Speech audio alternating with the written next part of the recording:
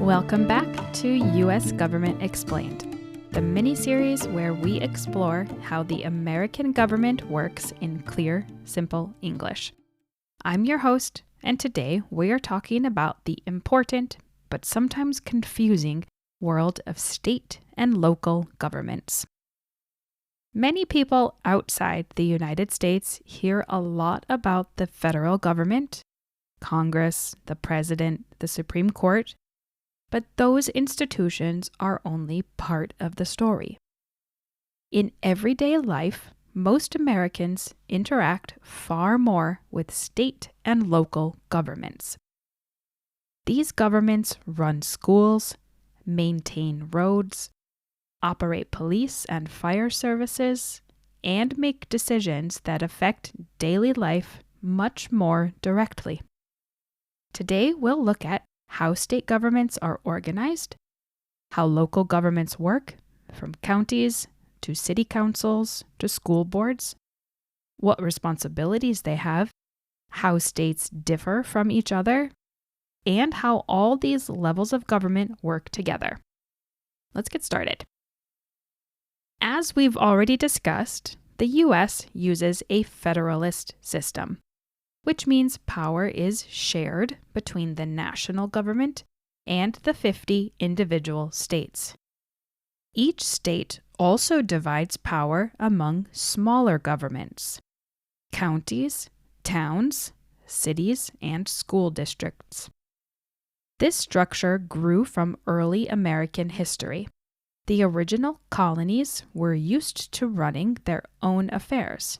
So when the United States was created, states kept many powers.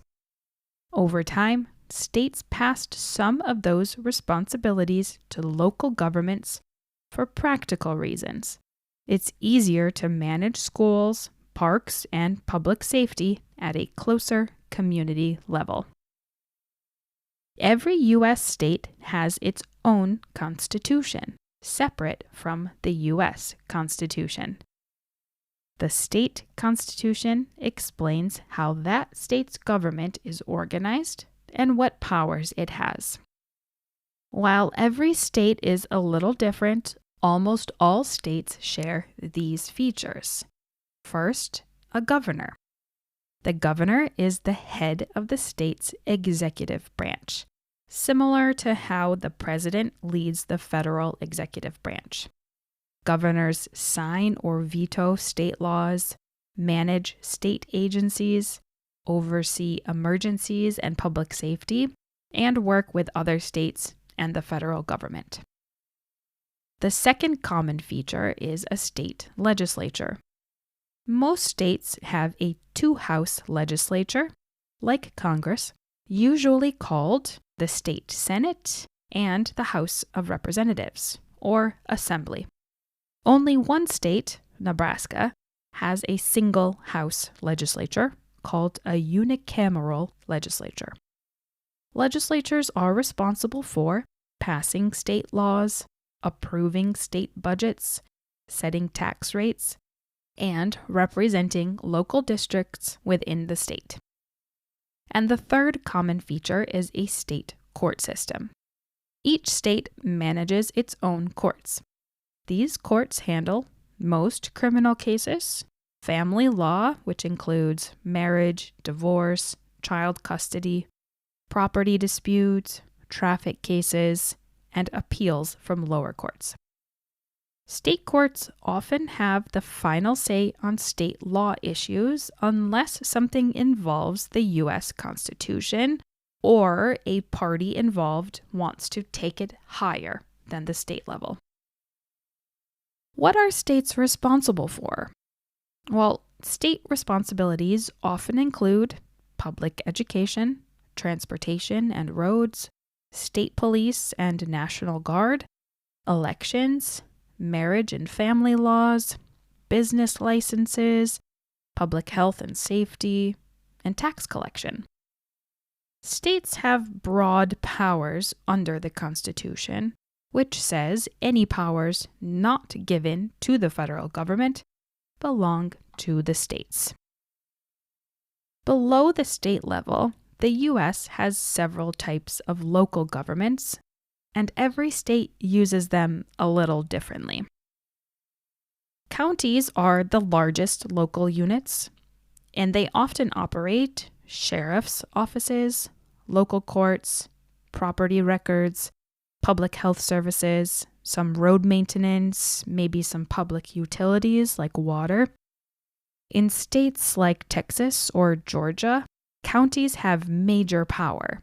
In northeastern states like Connecticut or Rhode Island, counties barely exist or have limited roles. Within counties, we have cities and towns. They manage local police and fire departments, local streets, public transportation, parks and recreation, local zoning, which refers to where houses or businesses can be built, garbage collection, libraries, things like that. And these governments are usually led by a mayor, the person in charge of the city, along with a city council. These are elected positions within the city, or a city manager, depending on the state. The exact structure of cities and towns varies widely. And there are also school boards. School boards are a very important, though sometimes overlooked, level of local government. School boards manage public schools for a city or sometimes a collection of smaller cities and towns. School boards set school policies. They approve budgets. They hire superintendents, the person who oversees the entire district of schools. And they make decisions about curriculum and education standards. Because education is mostly a state and local responsibility, these boards have powerful influence on communities. There's one key thing to understand. No two states are exactly the same. There are a lot of differences between the different states, how they run, and the policies and laws that are most important to the people. Here are some examples of differences. When it comes to taxes, some states have no income tax, like Florida or Texas. Others have high income taxes, like California or New York. Another difference is among the legislatures. As I mentioned earlier, Nebraska is the only state with a unicameral legislature. There are also legal differences. States set their own laws on issues like driving age, alcohol sales, and marriage requirements.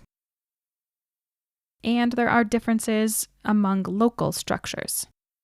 Some states use townships, for example, others don't.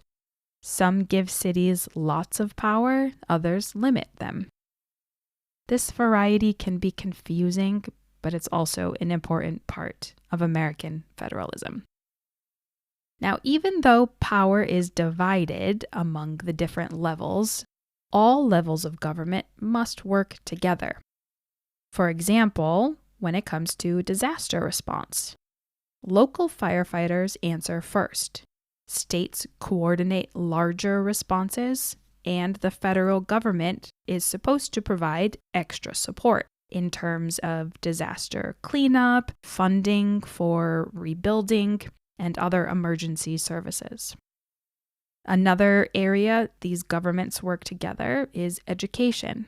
States set standards, local districts run schools, and the federal government gives funding for certain programs. Another area of cooperation is transportation.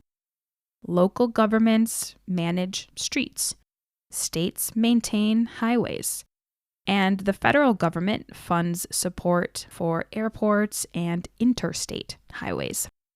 Cooperation is essential, especially in emergencies or when it comes to national programs. You can often see state and local government influence in today's debates.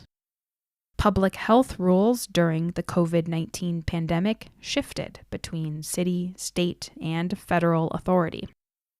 Education policies often differ by state, creating national conversations about standards and rights. Voting rules, such as early voting and mail-in ballots, vary wildly between states, but they must still follow national protections. And infrastructure projects combine federal funding, state planning, and local construction. These topics show how dynamic the American system is. State and local governments may not always make international headlines, but they impact American life in deeper ways than most people realize. They maintain schools, roads, parks, emergency services, and local laws, things that shape daily experience far more than decisions made in Washington, D.C. Understanding the structure and variety of state and local governments helps learners see how the U.S. truly functions. America is not just one government. It's a network of governments working together. In our next episode, we'll begin to dig deeper into each of the branches of the U.S. federal system. Thanks for listening to U.S. Government Explained. If you enjoyed this episode, please remember to follow, rate, review, and don't forget to come back on Thursday for our next culture-focused episode. Bye!